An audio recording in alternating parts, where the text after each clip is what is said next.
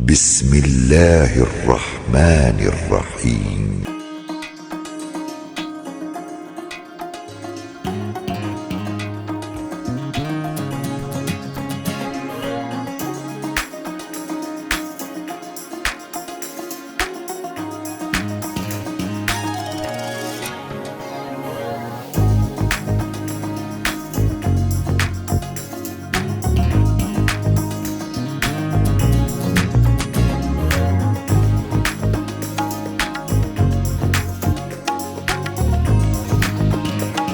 জানের শুভেচ্ছা। আমার মা যেই রেসিপিগুলো করেছে ওইগুলো আপনারা ট্রাই করবেন। ইফতারির জন্য ফ্রোজেন আইটেম, ঝটপট ইফতারি, খুবই হেলদি এবং খুবই সুস্বাদু। আপনারা ট্রাই করবেন। আম্মু অনেকগুলো আইটেম বানিয়েছে, চলেন দেখি। একটা বড় সাইজের একদম প্রায় 3 কেজির কাছাকাছি একটা মুরগি, সেটাকে যদি পানির মধ্যে ছেড়ে দেন তাহলে কি হবে বলেন তো।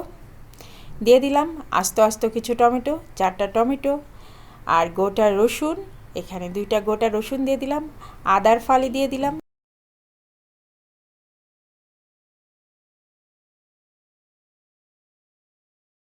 দিয়ে দিতে হবে স্বাদ মতো লবণ। আমি লবণ দিয়ে দিয়েছি। আর এখন এই পানিটার মধ্যে আমি দিয়ে দিলাম কিছুটা গোলমরিচ। এখানে 1 চা চামচের মতো গোলমরিচ দিয়েছি, 2টা আস্ত রসুন দিয়েছি, 4টা টমেটো দিয়েছি বেশ বড় বড় সাইজের, আর আদা দিয়েছি একটা, মানে কি বলবো, যদি কুচি করেন তাহলে 2 টেবিল চামচ পরিমাণ আদা কুচি হবে। আমি যেহেতু ফালি ফালি করে কেটে দিয়েছি ওই 2 টেবিল চামচ পরিমাণই হবে আর কি আদা কুচি। এখন এটাকে আমি খুব ভালো মতো সিদ্ধ করে নিচ্ছি। একেবারে পানিটা শুকিয়ে ফেলেছি, দেখেন পানিটা শুকিয়ে ফেলেছি। আর এখন আমি চুলাটাকে অফ করে দিব। টমেটোগুলো কিন্তু সব গলে গিয়েছে, আর এদিকে হচ্ছে যে আস্ত রসুনগুলো দিয়েছিলাম সেগুলো কিন্তু খুব ভালো মতো সিদ্ধ হয়ে গিয়েছে। এখন আমি চুলাটাকে অফ করে দিয়েছি। এখন আমি এখানে নিয়ে নিচ্ছি আটা। ওদিকে চিকেনটা ঠান্ডা হতে থাক, ঠান্ডা না হলে তো ওটা থেকে কিমা আমি আলাদা করতে পারবো না, সেজন্য চিকেনটাকে ঠান্ডা হতে রেখেছি। আর এখানে আমি আটা নিয়ে নিলাম 1.5 কেজি পরিমাণ, আর তাতে দিয়ে দিচ্ছি লবণ, স্বাদ অনুসারে লবণ দিয়ে দিলাম। আমি আজকে আটার পরিমাণ বেশি নিয়েছি, যেহেতু ফ্রোজেন ইফতারির পরিমাণও বেশি সেজন্য আটার পরিমাণটাও বেশি।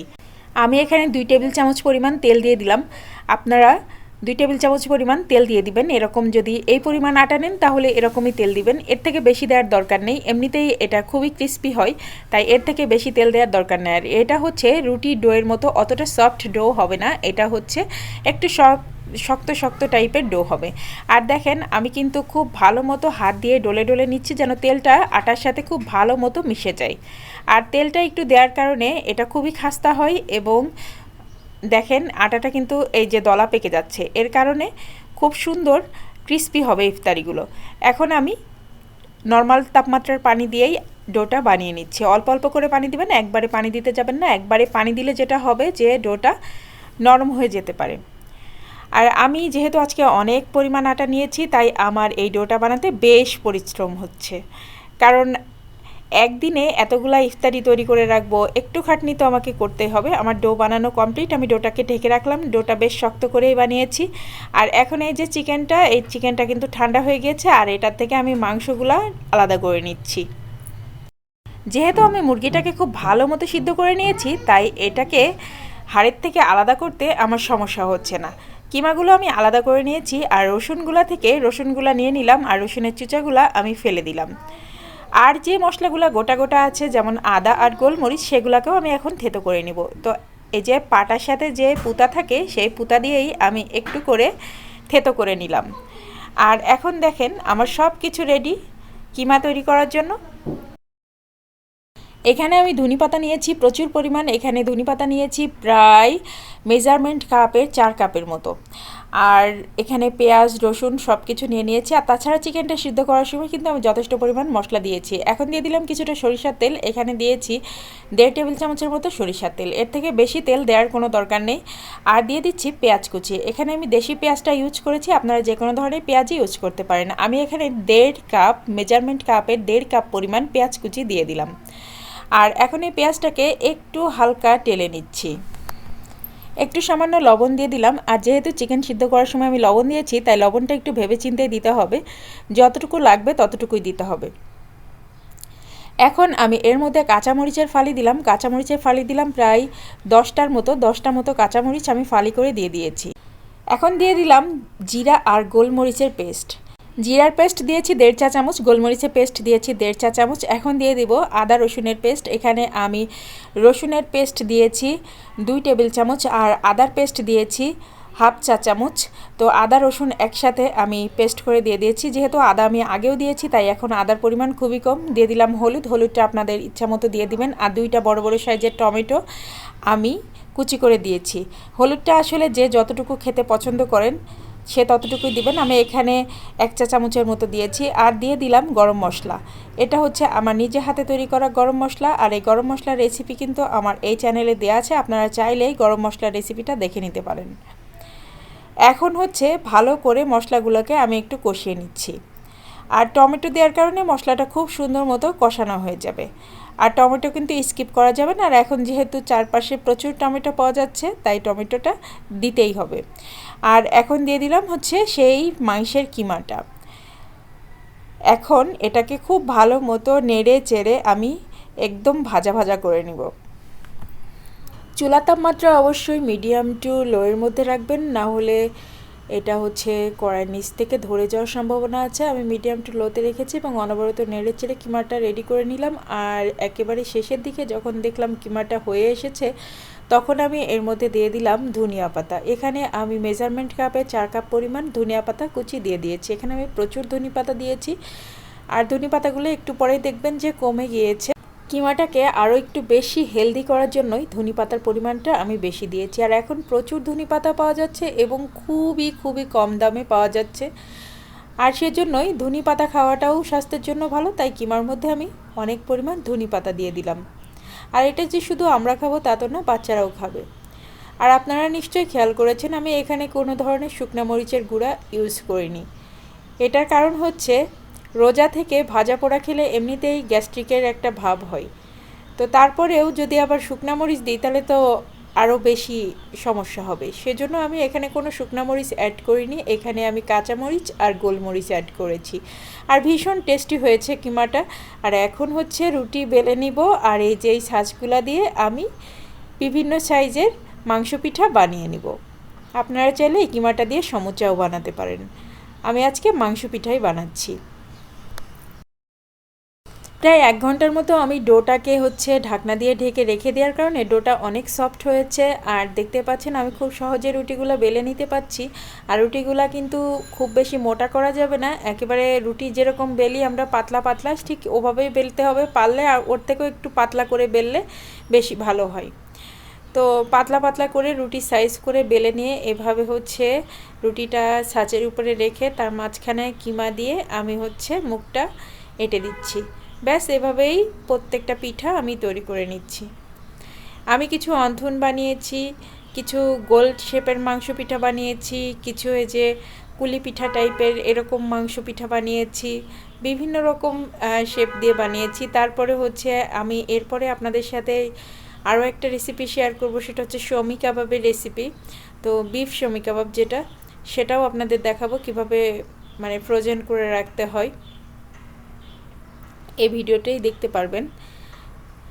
তো এভাবে করে প্রত্যেকটা পিঠা আমি হচ্ছে বানিয়ে নিলাম।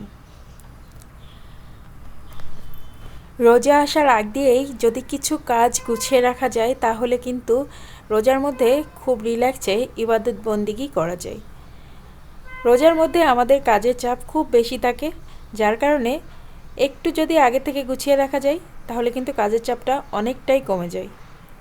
এই যে যেমন আমি আজকে অনেক ফ্রোজেন ইফতারি তৈরি করে রাখলাম, এগুলা কিন্তু রমজান মাসে আমাকে অনেক হেল্প করবে ইফতারি তৈরি করার জন্য। এই তো দেখেন আমার মেয়েও তৈরি করছে, আমিও তৈরি করছি। আমরা কিন্তু একদম মেঝেতে বসে পড়েছি, কারণ এতগুলা ফ্রোজেন আইটেম তৈরি করব, সো মেঝেতেই বসতে হবে, অনেক জায়গা দরকার। এই যে দেখেন সবগুলা ফ্রোজেন করে ফেলেছি আমি। আর এখন এগুলাকে আমি ব্যাগের মধ্যে ঢুকিয়ে নেব। আপনারা চাইলে যে কোনো নর্মাল পলি পেপার আছে সেগুলাতেও রাখতে পারেন। তো কিভাবে রাখবেন সেটাও দেখাচ্ছি। আবার চাইলে জিফলক ব্যাগেও রাখতে পারবেন। তো এখানে আমার মেয়ে অনেকগুলা আইটেমই বানিয়েছে, তো সেজন্য সেগুলো হাত দিয়ে দিয়ে দেখাচ্ছে যে আম্মু আমি এগুলা বানিয়েছি এগুলা বানিয়েছি। বুঝে নিত ছোট মানুষ কিছু একটা বানালে তার মানে আনন্দের শেষ থাকে না। ঠিক তেমনটাই হয়েছে আমার মেয়ের ক্ষেত্রে। সে খুব খুশি, ভীষণ খুশি, কারণ সে অনেকগুলো পিঠা বানিয়েছে আমার সাথে। আবার আমার ছোট বেবিটাও বানিয়েছে। তো ওরা সব থেকে বেশি বানিয়েছে হচ্ছে শামী কাবাবটা। শামী কাবাবটা বানানো তো সোজা, সেজন্য শামী কাবাবটা বেশি বানিয়েছে দুই বোনই।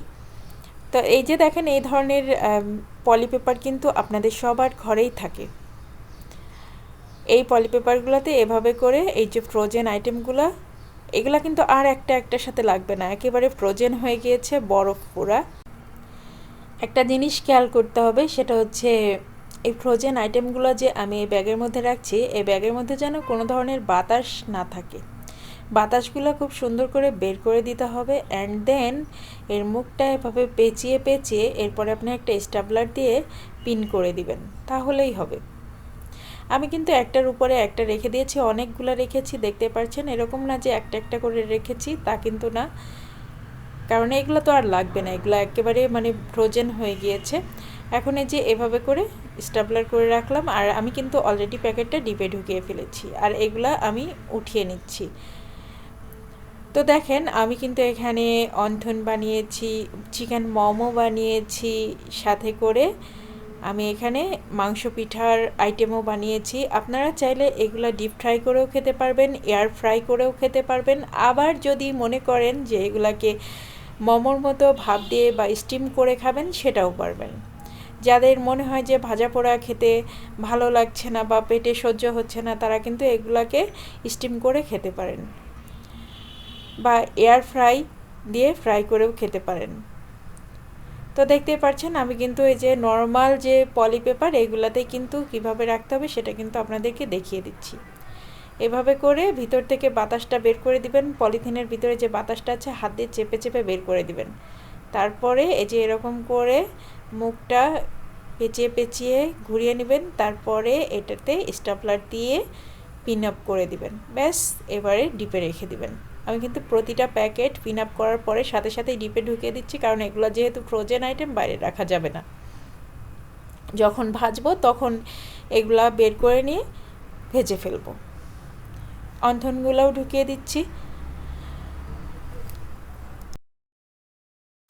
সবশেষে চিকেন মোমো বানিয়েছিলাম 5-6টা, তো সেগুলো হচ্ছে আলাদা একটা প্যাকেটে রাখলাম, কারণ যেদিন ইফতারিতে মনে হবে যে মোমো করব, তো সেদিন এই চিকেন মোমোগুলো বের করে স্টিম করে নিব। এখন হচ্ছে আমি শামী কাবাব তৈরি করব, সেজন্য এখানে নিয়ে নিয়েছি ছোলার ডাল। ছোলার ডাল নিয়েছি মেজারমেন্ট কাপের 3 কাপ পরিমাণ, আর এখানে আমি দিয়ে দিলাম গরুর মাংস প্রায় 1 কেজি পরিমাণ। গরুর মাংসটাকে আমি কেটে ধুয়ে সুন্দর করে ডিপে রেখে দিয়েছিলাম, আর সেটাই এখন দিয়ে দিলাম। এখানে গোলমরিচ নিয়েছি 2 টেবিল চামচ, আদার কুচি নিয়েছি 3 টেবিল চামচ, পেঁয়াজ কুচি নিয়েছি হাফ কাপ, শুকনা মরিচ নিয়েছি 10-12টা, রসুন নিয়েছি বড় বড় 3টা রসুন, জিরা নিয়েছি হচ্ছে 1 টেবিল চামচ। আর এখন সবগুলা মিলে আমি সিদ্ধ করতে দিয়ে দিব। সবগুলা গোটা মশলা সহই কিন্তু আমি সিদ্ধ করতে দিচ্ছি। গোটা এলাচের ফল 6-7টা মুখ ফাটিয়ে দিয়েছি, আর দিয়েছি দারচিনি 3-4টা। দারচিনি ছোট ছোট 3-4 টুকরা দারচিনি দিয়েছি এখানে। আর এখন এগুলোর মধ্যে একটু পানি দিয়ে দিলাম। এখানে আমি মেজারমেন্ট কাপের 2.5 কাপ পরিমাণ পানি দিয়েছি, কারণ মাংস থেকে পানি ছাড়বে, সেজন্য এখানে খুব বেশি পানি দেওয়ার দরকার নেই। আর দিয়ে দিলাম হলুদের গুঁড়া 1 চা চামচ, আর লবণ দিয়ে দিলাম স্বাদ অনুসারে। এখানে কিন্তু আমি কোনো ধরনের তেল ইউজ করলাম না, কারণ আমি মাংসে তেল সহ ইউজ করেছি। গরুর মাংসটা আমি তেল সহ মাংস নিয়েছি, সেজন্য এখানে কোনো ধরনের তেল ইউজ করলাম না। আর এখন সবগুলো একসাথে পাটাই পিষে নিয়েছি আমি। অ্যান্ড দেন আমি এগুলোর মধ্যে এখন ধনে পাতা কুচি মিশিয়ে দিচ্ছি। এখানে ধনে পাতা আর পুদিনা পাতা একসাথে কুচি করা আছে। এখানে ধনিয়া পাতার পরিমাণ হচ্ছে মেজারমেন্ট কাপে 2 কাপ পরিমাণ, আর পুদিনা পাতা মেজারমেন্ট কাপের হাফ কাপ পরিমাণ। সাথে দিয়ে দিলাম 3টা ডিম। আর এখন দিয়ে দিচ্ছে আমার নিজের হাতে বানানো মাংসের মশলা। এখানে মাংসের মশলা দিয়ে দিলাম 1 টেবিল চামচ পরিমাণ। এই মাংসের মশলার রেসিপিটা যদি আপনারা দেখতে চান, তাহলে আমাকে কমেন্ট করে জানাবেন, আমি অবশ্যই রেসিপিটা আপনাদেরকে দিয়ে দিব। আর এখন হচ্ছে আমি সব কিছু একসাথে মাখিয়ে নিচ্ছি। সবগুলা রেসিপি কিন্তু আমি একদিনে করিনি, আমি 2 দিনে করেছি। তো প্রথম দিনে আমি চিকেনের আইটেমগুলো করেছি আর পরের দিনে বিফ শামি কাবাবটা করেছি। মোট কথা 2 দিনে আমি কমপ্লিট করেছি ফ্রোজেন এই আইটেমগুলো। আমি আরও কিছু ফ্রোজেন আইটেম বানাবো, তো যদি ভিডিও করা হয় তাহলে সেগুলো আপনাদের সাথে ইনশাল্লাহ শেয়ার করব। আমার আসলে অনেক কিছুই রান্না করা হয়, বাট আপনাদের সাথে ভিডিও আকারে শেয়ার করা হয় না, কারণ ভিডিও করাটা বেশ কঠিন। তো দেখেন এখন হচ্ছে আমি এই কিমাগুলা বানিয়ে নিচ্ছি। এগুলো হচ্ছে আপনারা যখন ফ্রাই করবেন তখন অবশ্যই ডিমের মধ্যে একটু চুবিয়ে নেবেন, তারপরে এগুলাকে ব্রেড ক্রামে গড়িয়ে ডুবো তেলে ভেজে নেবেন। রোজা আসার আগেই এই প্রিপারেশনগুলো আমি করে নিচ্ছি, কারণ ইফতারিতে অনেক সময় দেখা যায় যে বিরিয়ানি করা হয়, তো বিরিয়ানির সাথে টিকিয়া খেতে কিন্তু ভীষণ মজা লাগে। তো এগুলা তখন অনেক কাজে লাগবে, আর আমার বাচ্চারা বিরিয়ানির সাথে টিকিয়া না হলে তো তাদের চলেই না। তো আজকে আমি অনেকগুলা এগুলা টিকিয়া বা শামি কাবাব যেটাই বলেন না কেন অনেকগুলা বানাচ্ছি। তো সেক্ষেত্রে আমার হচ্ছে 10 রোজা পর্যন্ত মানে এগুলা নিয়ে আর টেনশন করা লাগবে না, কারণ এর মধ্যে আমার এগুলা শেষ হয়ে যাবে। আমার বাচ্চারা এ ধরনের খাবার খেতে খুব পছন্দ করে, বাট ওরা বাইরের খাবারটা খায় না। আমি যেগুলা বাসায় বানাই সেগুলাই খাই। আর বাইরের খাবার আমার বাচ্চারা খেতেও পছন্দ করে না, সাথে দিয়ে আমার নিজেরও ভালো লাগে না। বাইরে থেকে আপনারা যদি এত ফ্রোজেন আইটেম কিনতে যান তাহলে কিন্তু আপনাদের অনেক খরচ পড়ে যাবে, অনেক টাকার ব্যাপার। আর বাসায় কিন্তু আপনারা খুব সহজেই তৈরি করতে পারেন। আমার বাচ্চারাও কিন্তু তৈরি করছে। কই দেখি তুমি কতগুলো বানাইছো?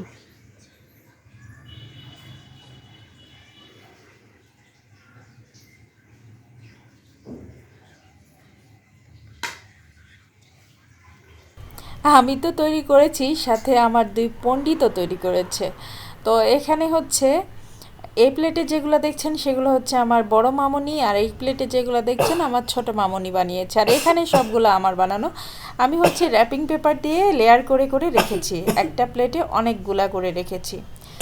এখন এগুলাকে ডিপে রেখে দিতে হবে, আর এরকমভাবে আমি ডিপে রেখে দিব।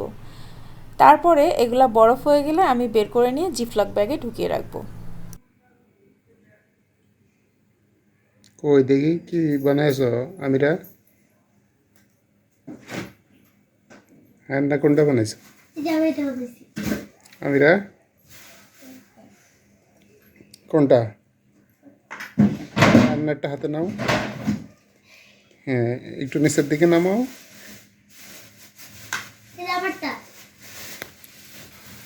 হুম, হ্যাঁ, সুন্দর। হুম, এই প্লেটটা দেখছেন না, এটা আমি বানাইছি।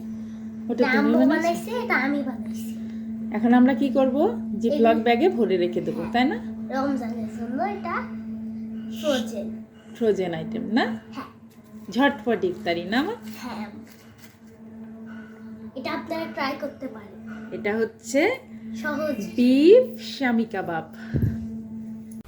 তো যারা নতুন রাঁধুনি আপুরা আছেন তারা আশা করছি আজকের ভিডিওটা দেখে উপকৃত হয়েছেন, কারণ আপনারা কিন্তু খুব সুন্দর করে এভাবে রমজানের প্রিপারেশনটা নিতে পারেন। আর ইফতারি তৈরি করতে তখন আপনাদের ঝামেলা মনে হবে না, খুব সুন্দর মতো ঝটপট ইফতারি তৈরি করে ফেলতে পারবেন।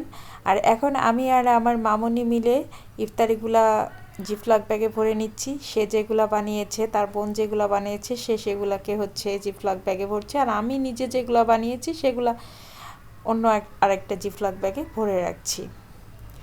তো দেখতেই পাচ্ছেন অনেক শামি কাবাব হয়েছে, আর এগুলা খেতে কিন্তু অসাধারণ লাগে। জাস্ট ভাজার আগে আপনি ডিমের মধ্যে একটু চুবিয়ে নেবেন, অ্যান্ড দেন ওটাকে তুলে ব্রেড ক্রামে একটু গড়িয়ে নেবেন, ব্যাস।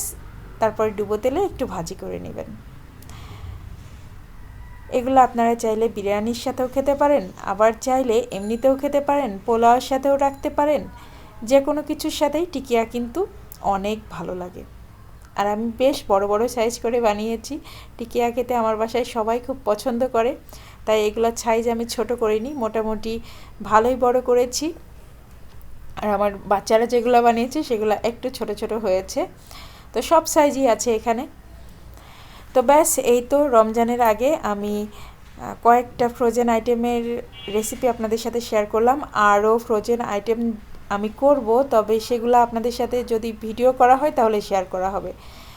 আর আপনারা যদি কোনো নতুন কোনো রেসিপি দেখতে চান তাহলে সেগুলোও আমাকে কমেন্ট করে জানাতে পারেন, আমি ইনশাল্লাহ ট্রাই করব। তো ভিতর থেকে বাতাস বের করে দিয়ে জিফলক ব্যাগে এই যে ভরে রাখলাম, দেখতে পাচ্ছেন। এভাবে করে জিফলক ব্যাগে ভরে রাখবেন। আর আমার ইফতারি সম্পূর্ণ রেডি হয়ে গিয়েছে, ফ্রোজেন ইফতারি। এখন আপনাদেরকে দেখাই সম্পূর্ণ ফ্রোজেন ইফতারিগুলো। আশা করছি যারা নতুন রাঁধুনি আপুরা আছেন তাদের অনেক কাজে লাগবে আমার আজকের ভিডিওটা। তো ভালো লাগলে অবশ্যই like, share and subscribe my channel and follow my Facebook page Grihasukhon. এই যে এখন সবগুলাকে আবারও আমি ডিপে ঢুকিয়ে রাখবো। আর আমি কিন্তু সবগুলাকে দেখতেই পেরেছেন জিফলক ব্যাগে ঢুকিয়ে নিয়েছি। তো আমি কিন্তু পলি পেপারে কীভাবে ঢুকাতে হয় সেটাও কিন্তু আপনাদেরকে দেখিয়ে দিয়েছি। বাট আমি কিন্তু সব কিছু জিফলক ব্যাগেই ঢুকিয়ে রেখেছি, কারণ আমার কাছে জিফলক ব্যাগটা অনেক বেশি ভালো লাগে তাই। তো আপনারা ওই ব্যাগটাও ইউজ করতে পারেন যেটা বাসায় সবসময় থাকে, আবার জিফলক ব্যাগ থাকলে সেটাও ইউজ করতে পারেন। তো ব্যাচ আজকের ভিডিওটা শেষ করছি। সবাই ভালো থাকবেন, সুস্থ থাকবেন, নিরাপদে থাকবেন। আমার বাচ্চাদের জন্য, আমার পরিবারের জন্য সবাই দোয়া করবেন। আল্লাহ হাফেজ।